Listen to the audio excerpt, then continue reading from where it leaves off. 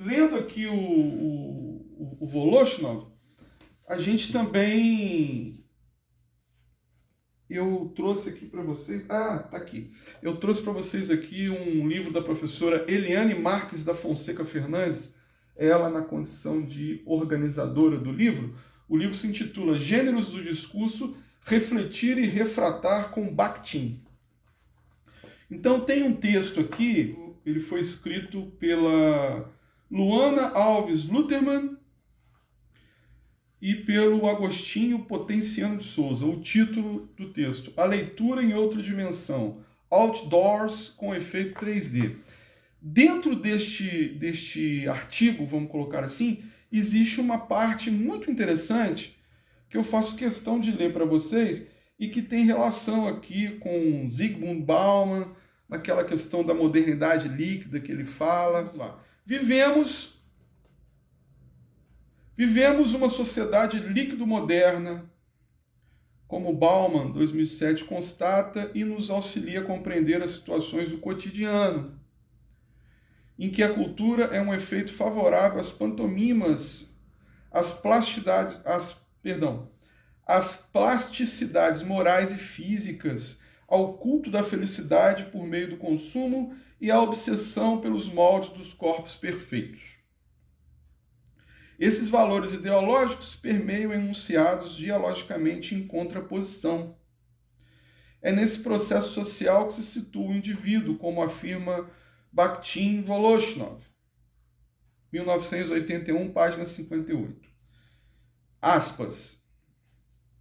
O indivíduo enquanto detentor dos conteúdos de sua consciência, enquanto autor dos seus pensamentos, enquanto personalidade responsável por seus pensamentos e por seus desejos, apresenta-se como um fenômeno puramente sócio-ideológico.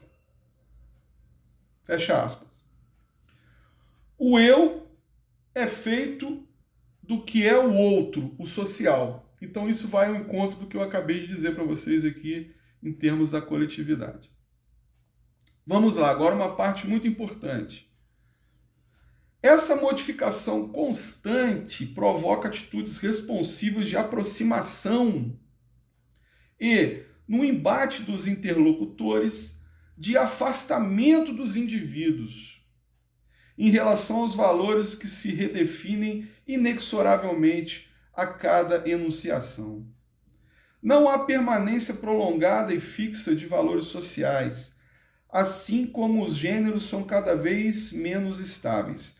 Acelera-se a interveniência do horizonte social da época na situação da ideologia do cotidiano.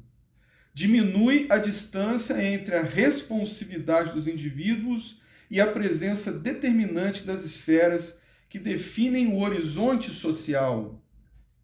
A sociedade líquido-moderna, partícipe da vida líquida, é marcada por uma mudança rápida nas ações.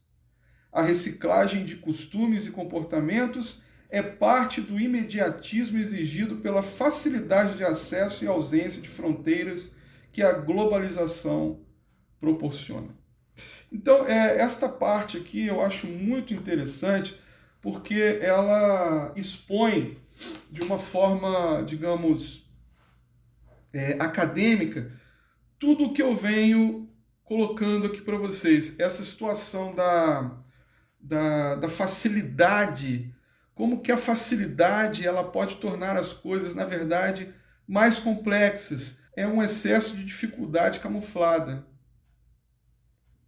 E o que está sendo colocado aqui pelos articulistas é algo muito interessante, porque faz com que a gente pense no sentido da aproximação e do afastamento daquele que observa de nós. Ao mesmo tempo, nós nos aproximamos do signo e, dadas certas imposições interpretativas que não necessariamente são as nossas, somos levados a nos afastar desse signo. Então, esse processo de aproximação e de afastamento é o que o Bakhtin e o Voloshinov, eles configuram como os processos de reflexão e refratação. Então nós temos dois conceitos novos aqui para a gente poder comentar. É o refletir e o refletir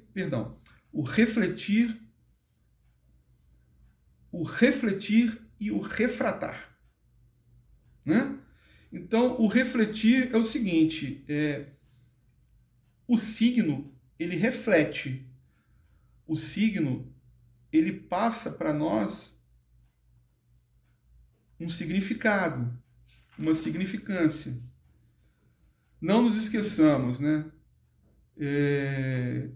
Temos um sinal que é preenchido por significações, significâncias e se torna um signo. Então, essa produção de sentido, quando a gente bate um olho numa imagem dialética, vamos colocar nesses termos, né? Por que imagem dialética? Essa coisa da imagem dialética tem muito a ver com Walter Benjamin.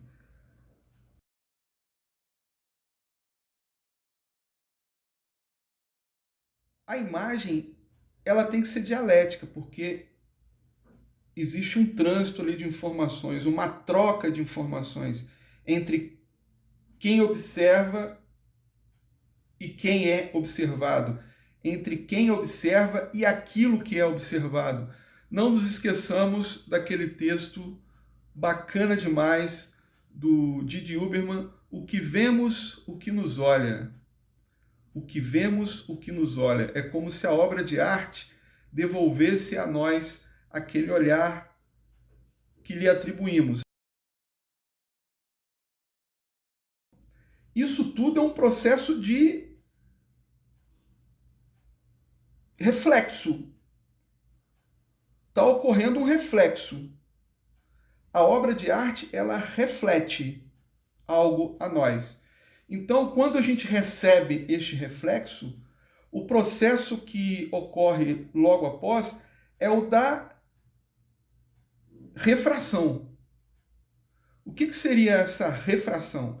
A refração, o ato de refratar, é você ou passar para diante ou não realizar isso. Mas o reflexo daquele signo, ele já veio para você. Você pode passar adiante ou não.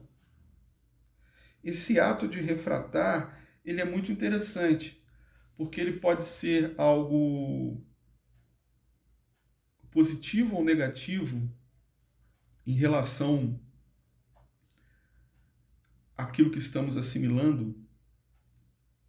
Nós podemos propagar de forma a enfatizar a mensagem que recebemos, ou o contrário também. Eu penso muito, por exemplo, no exercício da crítica. O crítico de arte, o crítico de cinema, quando ele assiste a um filme, o que ele faz? O que acontece no processo todo? Um crítico de cinema, ele assiste ao filme, aquele filme reflete para ele um manancial de informações, de significâncias, não é verdade? Então, ele assiste aquilo e o conhecimento que ele já tem dentro dele provoca uma leitura, provoca uma interpretação, que é a interpretação dele. Ou seja, ele está refratando já aquela obra de arte, aquele filme. Ele está refratando.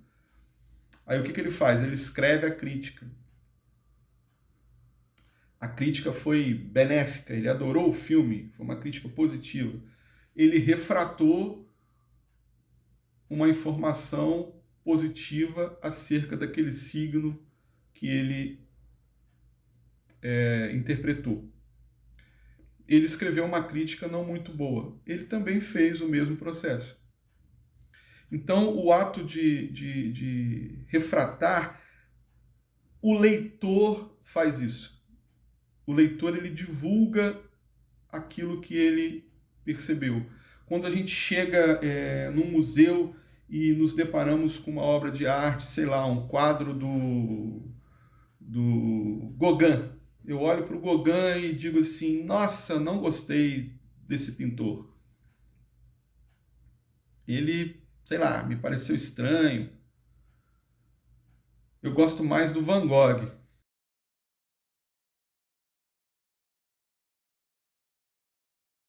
Tudo bem, tá certo.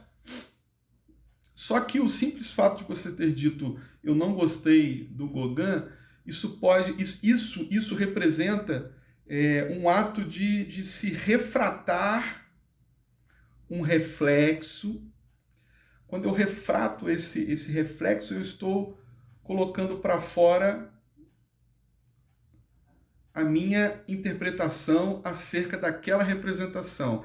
A minha representação, ela pode ou não influenciar outras pessoas. E essa minha interpretação, ela vai formando um pouco a tal da ideologia do cotidiano. É uma questão muito interessante a gente poder pensar, porque parece que é uma ideologia, digamos assim, forte, uma ideologia verdadeira, se é que a gente pode pensar numa coisa assim, mas é algo que possui enfim, é algo que, pautado pela naturalidade, tende a ter uma funcionalidade mais interessante e pulsante no ser, né? No ser que a recebe e tudo mais. Então, tá certo. Eu, no próximo vídeo, farei aqui a leitura do Ricardo Ramos, tá? Para a gente poder comentar algumas questões aqui, trazendo a literatura à baila. Tudo bem? Então, é isso aí, gente. Vou encerrar o vídeo por aqui. Um grande abraço